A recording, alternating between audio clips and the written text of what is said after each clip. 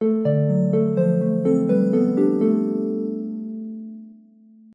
la Chambre régionale des comptes a relevé les nombreux efforts menés par la municipalité de Mamoudzou, les recommandations faites lors de son contrôle en 2018 n'ont pas été suffisamment mises en œuvre.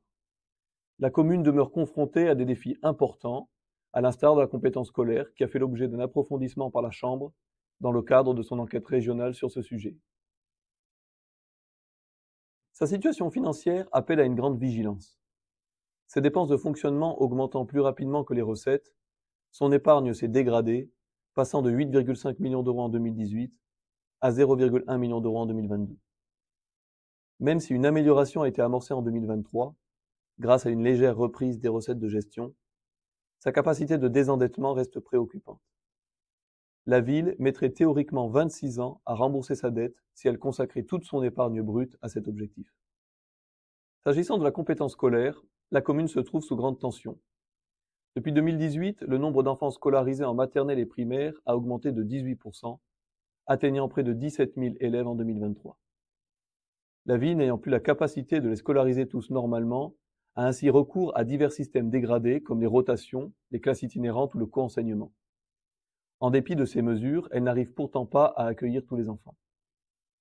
Pour autant, elle en accepte qui ne relèvent pas de son territoire. Cette situation est porteuse de désorganisation. Enfin, malgré les efforts importants pour rénover les écoles et en construire de nouvelles, les projets avancent à un rythme trop lent par rapport aux besoins réels et manquent de coordination. Comme le projet de cantine scolaire à l'école primaire de Doujani, qui dispose déjà d'un réfectoire, mais qui n'était toujours pas opérationnel un an après la fin des travaux, en raison d'une mauvaise coordination avec la caisse des écoles. La Chambre s'est aussi attardée plus particulièrement sur la commande publique. Lors de son dernier contrôle, elle avait formulé 14 recommandations spécifiques sur ce sujet. Si des efforts ont pu être faits, notamment sur la formalisation des procédures, force est de constater qu'aucune recommandation n'est totalement mise en œuvre. Elles restent, pour la plupart, toujours d'actualité en 2024. La nouvelle organisation mise en place au sein de la direction de la commande publique n'est pas encore pleinement opérationnelle et de nombreuses anomalies continuent d'être relevées.